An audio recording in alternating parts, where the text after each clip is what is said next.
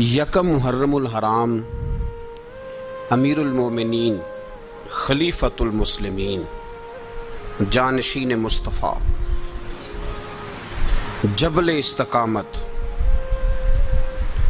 اور رسول اللہ کے دین کا بہت بڑا سپاہی حضرت عمر فاروق رضی اللہ تعالیٰ عنہ، جناب عمر کا نام صرف کام نہیں، حضرت عمر کا نام انقلاب برپا کر دیتا ہے۔ حضرت عمر کا نام کفر کے ایوانوں میں جبر، ظلم، شرک کی وادیوں میں جب حضرت عمر کا نام بھی لیا جائے تو بے ایمان کانپنا شروع ہو جاتے ہیں۔ حضرت عمر معمولی شخص نہیں، کچھ لوگ صدیوں کے بعد پیدا ہوتے ہیں اور کچھ لوگ ایسے ہوتے ہیں جو ایک ہی بار پیدا ہوتے ہیں، ان جیسا دوسرا پیدا ہوتا ہی نہیں۔ سارے صحابہ در رسالت مآب پہ خود آئے۔ یہ وہ عظیم شخص ہے جسے اللہ کے محبوب نے اللہ سے مانگ کے لیا ہے، کہا اے اللہ یہ مجھے دے دے، اللہ سے مانگ کے لیا ہے۔ اس لیے صوفیاء کہتے ہیں کچھ مرید ہوتے ہیں، کچھ مراد ہوتے ہیں۔ مرید وہ ہوتا ہے جو چل کے آتا ہے، آ کے مرید ہوتا ہے۔ مراد وہ ہوتا ہے جسے کہا جاتا ہے کہ یہ کبھی میرا بن جائے نا۔ حضرت عمر مصطفیٰ کریم کی مراد ہیں۔ اے اللہ اسلام کو عزت دے دے، میرے عمر کو کلمہ پڑھنے کی توفیق عطا فرما دے۔ اور کیسے دعا مانگی؟ وہ یار حضرت عمر کی تو اس فضیلت کا کوئی جواب نہیں دے سکتا، میرے رسول پاک علیہ السلام سب کے لیے ہی دعا مانگتے ہیں نا، حضور کی دعا عام ہے، لیکن مصطفیٰ کریم نے کعبے کا غلاف تھام لیا اور غلاف کعبہ کو حضور نے سینے سے لپٹایا اور سینے سے چمٹا کے کہا اے اللہ میں نے تو کبھی سوال ہی زیادہ نہیں کیے، میں کرنے آیا ہوں، مجھے عمر دے دے۔ کہ حضرت عمر رضی اللہ تعالیٰ عنہ کا آج یوم شہادت ہے۔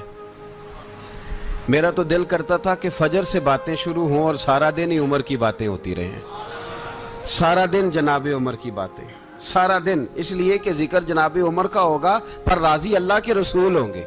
ہمارے ہاں منایا ہی نہیں جاتا، بابے اللہ کی تا ساؤن بھادروں اسو کتا تے منڈے جنوری فروری، تو اسلامی سال بھی گیا اور وہ تاریخیں بھی ساری گئیں۔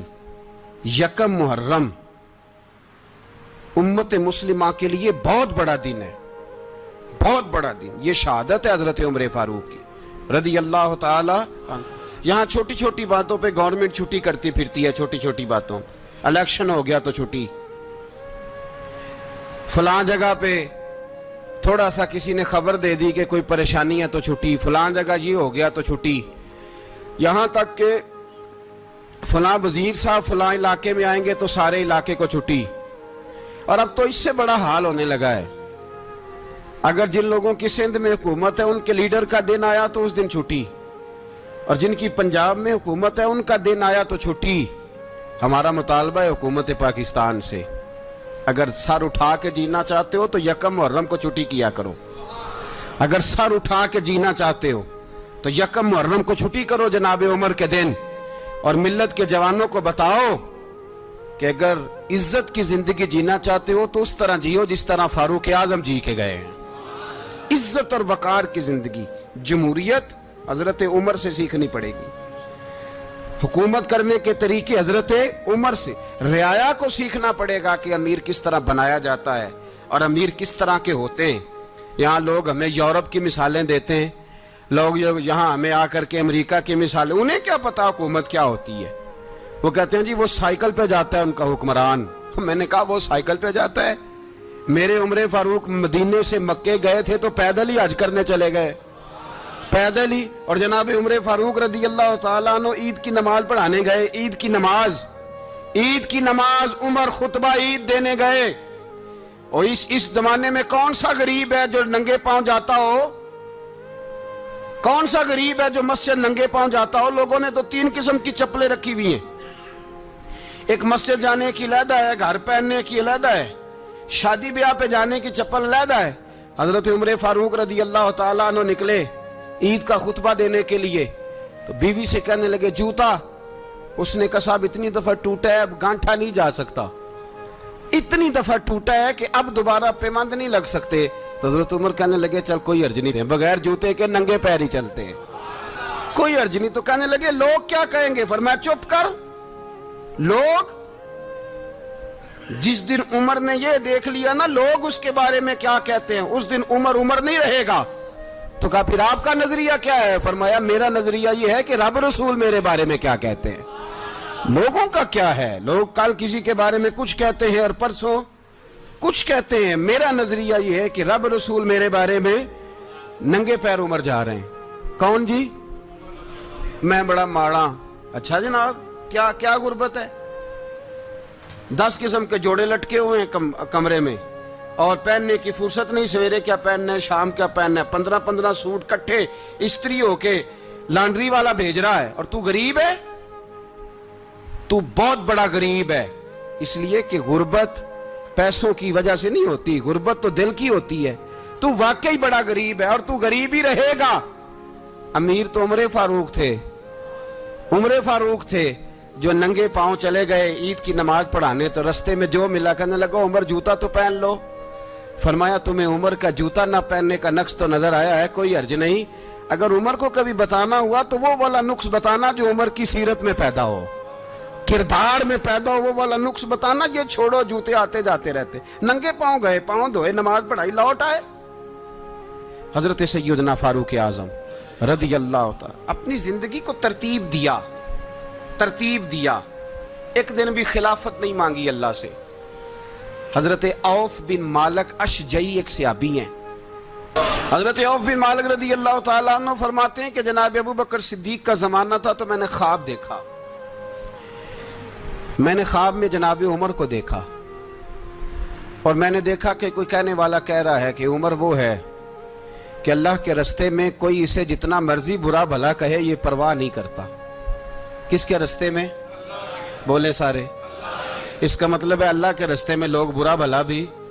قرآن مجید نے کہا وَلَا يَخَافُونَ لَوْمَةَ لَائِمٍ. کچھ لوگ ایسے ہیں جو برا بھلا کہنے والوں کی پرواہ نہیں کرتے. آپ یقین کریں اگر پرواہ شروع ہو جائے نا تو دین کا کام ختم ہو جائے.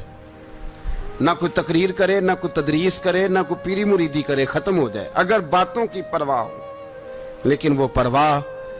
حضرت عوف بن مالک اشجعی کہتے ہیں میں نے خواب میں دیکھا کہ عمر وہ ہے جو کسی کی پرواہ. اور دوسری بات میں نے یہ دیکھی کہ عمر خلیفہ بنے گا. اور تیسری بات میں نے خواب میں یہ دیکھی کہ عمر شہید بھی کیا جائے گا، عمر شہید بھی ہوگا. یہ میں نے 3 باتیں خواب میں دیکھی. فرماتے ہیں میں نے آ کے خواب حضرت ابو بکر صدیق کو سنائی. وہ خلیفہ تھے. وہ کہنے لگے ٹھہر جا، میں عمر کو بلاتا ہوں، اس کے سامنے دوبارہ سنانا. اس کے سامنے. فرماتے ہیں میں نے بلایا حضرت عمر فاروق کو، آ کے بیٹھے. خواب شروع ہوا. کہا ایک بات تو میں نے یہ دیکھی کہ آپ ملامت کرنے والے کی پرواہ نہیں کرتے. دوسرا آپ خلیفہ بنے گے. جناب عمر کہنے لگے چپ کر، ابو بکر کے سامنے ہی کہہ رہا ہے، چپ کر، خلیفہ کے سامنے ہی کہہ رہا ہے. تو حضرت ابو بکر صدیق کہنے لگے عمر اسے کہنے دو، مجھے لگتا ہے رب کی رضا یہی ہے کہ میرے بعد اگر مصطفیٰ کا منبر ملے تو عمر کو ہی ملے. اسے کہنے دو. یار یہاں تو لوگ ڈینگے مارتے ہیں، یہاں تو لوگ دعوے کرتے ہیں میرے سامنے فلانے کو بھی بٹھاؤ، فلانے کو بھی بٹھاؤ، اس کو کیا پتا، اس کو کیا پتا. یہ تو بڑکے مارنے کا دور ہے. حضرت عمر رضی اللہ تعالیٰ عنہ کو تیسری بات کہی. حضرت عوف بن مالک نے کہا آپ شہید کیے جائیں گے، میں نے خواب دیکھی ہے. نیک لوگوں کے خواب بڑی حد تک سچے ہوتے ہیں. کہا میں نے خواب دیکھی ہے. تو حضرت عمر کہنے لگے شہید تو دلیر لوگ ہوتے ہیں، شہید تو دلیر، جسے سارا زمانہ دلیر کہہ رہا ہے وہ اپنے بارے میں کیا کہہ رہے ہیں؟ کہتے ہیں شہید تو دلیر. میں تو کاہل سا آدمی ہوں، سست آدمی ہوں، میں تو اتنا کام ہی نہیں کرتا. تو یہ خواب تو نے جو دیکھا ہے نا پھر سے دیکھنا. تو ابو بکر صدیق فرمانے لگے عاجزی نہ کر، انکساری نہ کر. تو جو کہہ رہا ہے ٹھیک کہہ رہا ہے، لیکن مجھے سن کے شکر بھی ہوا ہے اور افسوس بھی ہوا ہے. افسوس اس بات کا کہ تیرے جیسا بطل عظیم چلا جائے گا، اور شکر اس بات کا کہ رب تجھے زندگی بھی اعزاز والی دے گا، اور شہادت کی موت دے کے اللہ تجھے موت بھی عزت والی عطا فرمائے گا. اللہ موت بھی تجھے इज्जत वाली देगा तुझे काहिलों जैसी मौत अल्लाह। हजरत फारूक आजम रदी अल्लाह। ओ भाई, यहां तो इस जमाने का सबसे बड़ा मसला प्रोटोकॉल है। लोगों को पता होता है कामिल पीर है, कामिल मुर्शिद है, लोग नहीं जाते। मैं किसी का मुरीद हो जाऊं, मेरा प्रोटोकॉल किधर गया? पता होता है ये कामिल उस्ताद है, मैं इसके पास बैठूंगा तो मेरी तरबियत करेगा, लेकिन लोग शागिर्द नहीं बनते। मैं किधर गई? ये जो प्रोटोकॉल की मुसीबत है ना, इसने बड़े बड़े लोग जीरो कर दिए, बड़े बड़े लोग। और ये मत समझे कि आपका वजीर आजम प्रोटोकॉल लेता है या आपका सदर प्रोटोकॉल, वुज़ाराल, ऐसी कोई बात नहीं। हम छोटे तबके से लेकर बड़े सारे प्रोटोकॉल के कायल हैं। हमारा तो दामाद भी कहता है कि मुझे पूछा नहीं मैं तुम्हारे घर क्यों आऊं। हमारा तो भाई हर शख्स ऐलान करता है प्रोटोकॉल का, फलाने ने इज्जत नहीं दी तो वापस आ जाओ, फलाने ने सलूट नहीं किया तो वापस आ जाओ। लोग जहां सलूट करना चाहिए वहां भी सलूट कराने के कायल हैं। पर हजरत उमर रदी अल्लाह ताला, हजरत उमर की सादगी और फिर जनाब उमर की आजिज़ी, जब इंसान अपने ऊपर सवार कर लेता है ना, सवार कर लेता है, मैं बदकार पुराना खादम किसे दर मिली निट होई, इते वासफ यार ने नजर जो की थी ते वासफ वासफ ही हो। मैं अक्सर सोचता हूँ, हुजूर ने जहां भी कहा ना, फरमाया मेरे बाद नबी होते तो खताब के बेटे उमर होते। हुजूर ने फरमाया उमर जिस रास्ते से जाता है शैतान वो रास्ता बदल जाता है। नबी पाक सल्लल्लाहु अलैहि वसल्लम ने फरमाया मेरा उमर वो है कि इसकी जुबान पर हक जारी है। हुजूर अलैहिस्सलाम ने फरमाया 950 साल हजरत जिब्रील मेरे उमर की शान बयान करें तो इनकी अजमत खत्म नहीं होती।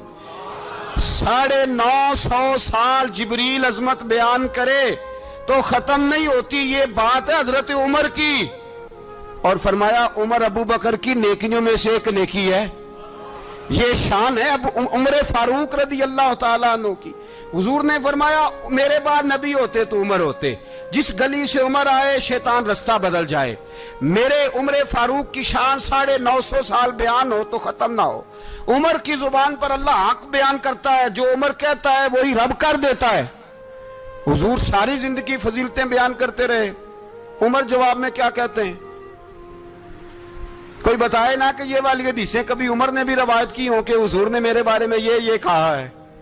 ये रवायतें वो रवायत नहीं करते। उनसे जब लोग कहते उमर तेरी बड़ी बात है तो उमर रो पड़ते, कहते मैं तो ऊंट चराने वाले बाप का बेटा हूं, मैं तो ऊंट चराने वाले बाप का बेटा, ऊंट चरा। इससे आगे उमर गए ही नहीं सारी जिंदगी, इससे आगे लफ्ज ही नहीं अदा की। और मैं तो भाई ऊंट चराने वाला, मेरा बाप तो ऊंट चराया करता था, 10 ऊंट थे, मेरी ड्यूटी होती थी, संभाले नहीं जाते थे, अब्बा डंडों से मारता था।